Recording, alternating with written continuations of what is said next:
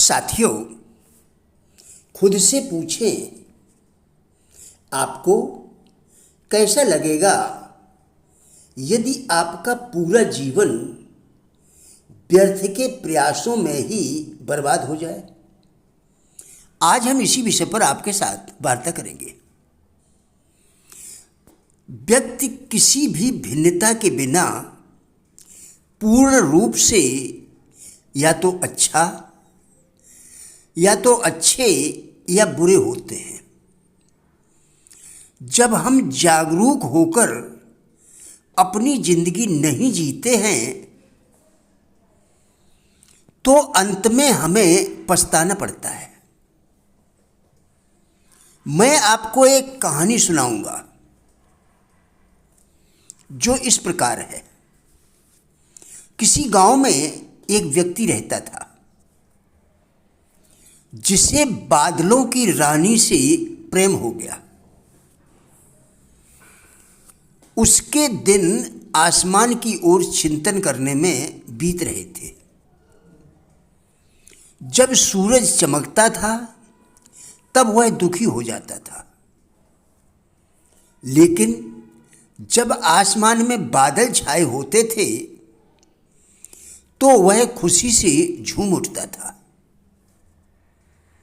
वह अपनी कल्पना में बादलों की रानी को निहार सकता था।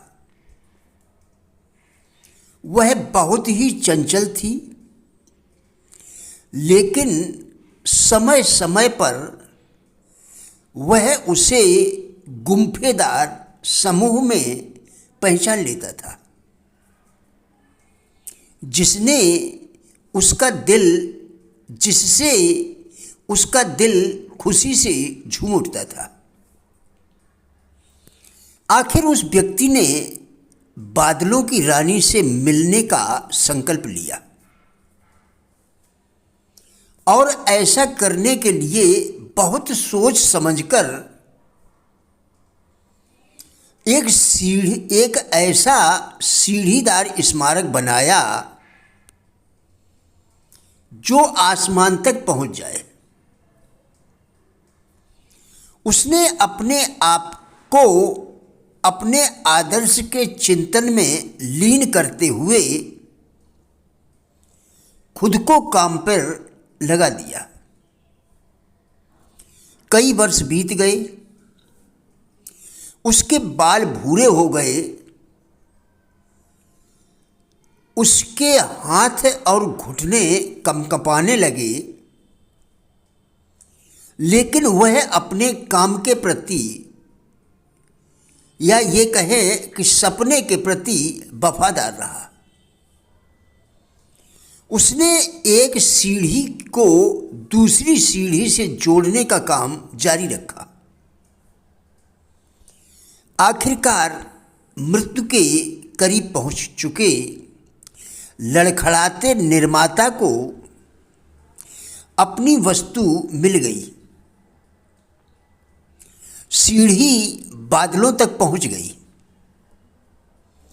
वह अंतिम सीढ़ी तक पहुंचकर अपने होठों को इच्छित आभासी छाया तक बढ़ा दिया, लेकिन उसने केवल बारिश का चुंबन किया। अपनी प्रियतमा से न मिल पाने पर उसे बड़ी ही निराशा हुई। पृथ्वी पर आकर वह आदमी बहुत रोया। वह अपनी खोई हुई युवा शक्ति के लिए रोया।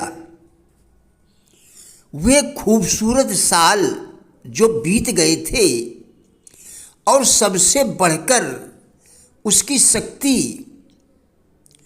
व्यर्थ के प्रयासों में बर्बाद हो गई थी। क्या बहुत से ऐसे व्यक्ति नहीं हैं जो धीमी गति से एक सीढ़ी के निर्माण में अपना जीवन गुजार देते हैं, जो कहीं नहीं पहुंच पाती और जो काम पूरा होने तक इस तथ्य को नहीं समझते हैं।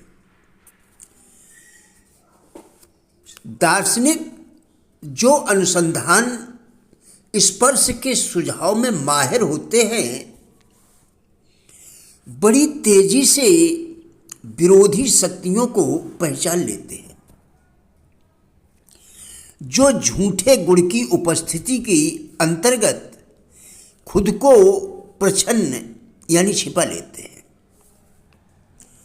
कुछ लोग मिथ्याभिमान से अभिमान को, हठ से दृढ़ता को, निर्बलता से सज्जनता को अलग कर देंगे और इस प्रकार से जान जाएंगे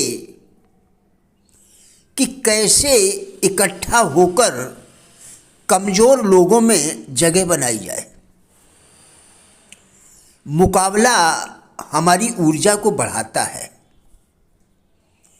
और जीने की इच्छा तब और अधिक दृढ़ हो जाती है जब किसी को यह डर होता है कि कार्य पूरा होने से पहले वह मर जाएगा। बड़ी इच्छा की सतत खोज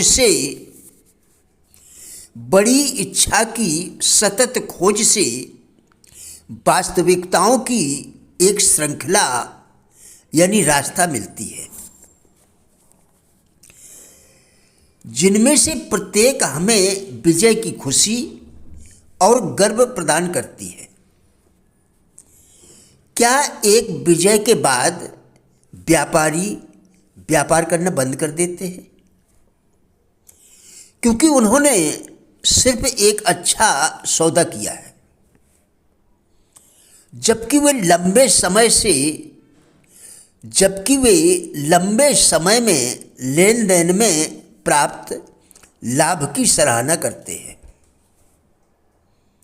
वे दूसरे में प्रवेश करेंगे जिसमें वे खुद को उत्सुकता से ढकेल देंगे और वे दूसरी सौदाबाजी के लिए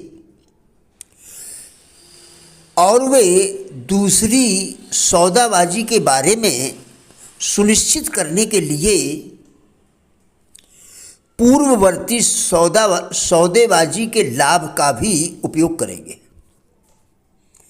हमारे जीवन में अनुनय विनय का एक बड़ा हिस्सा कितनी बड़ी भूमिका निभाता है, हमें इस बात का एहसास ही नहीं हो पाता। धर्मोपदेशक, शिक्षक, वकील, विक्रेता, व्यवसाय प्रबंधक, माता पिता आदि सभी अनुनय की कोशिश कर रहे हैं, सभी प्रभावित करने की कोशिश कर रहे हैं, सभी अपने सोचने के तरीके से दूसरों को जीतने की कोशिश कर रहे हैं, सभी अपने सिद्धांतों को जीतने की कोशिश कर रहे हैं, सभी अपने विचारों को स्वीकार करने की कोशिश कर रहे हैं। कुछ लोग इतने व्यवहार कुशल, प्रसन्नचित्त, प्रफुल्ल और आकर्षक होते हैं कि उन्हें कभी भी मजबूर, यहाँ तक कहीं भी अनुरोध करने और प्रवेश करने की आवश्यकता नहीं होती। उनके लिए दरवाज़ा खुला रहता है और उन्हें प्रवेश के लिए आमंत्रित किया जाता है। प्रिय साथियों, राजेंद्र बिल्हाटिया यूट्यूब चैनल के सभी वीडियोस एक अच्छी ज़िंदगी जीने के लिए अत्यंत ही उपयोगी हैं। हमारा विश्वास है कि इस चैनल के सभी वीडियोस आपको ज़रूर अच्छे लगेंगे। कृपया चैनल को सब्सक्राइब करें, जिससे इसी प्रकार के और भी वीडियोस आप लगातार देखकर अपने विचारों में परिवर्तन कर सकें, क्योंकि विचारों के परिवर्तन के बिना जीवन में परिवर्तन संभव नहीं है। वीडियोस को लाइक एवं शेयर करके कृपया हमारे फेसबुक पेज गुड लाइफ को भी फॉलो करें, जिसका लिंक वीडियो के डिस्क्रिप्शन में दिया गया है। कृपया हमारा भी उत्साह बढ़ाएं। धन्यवाद।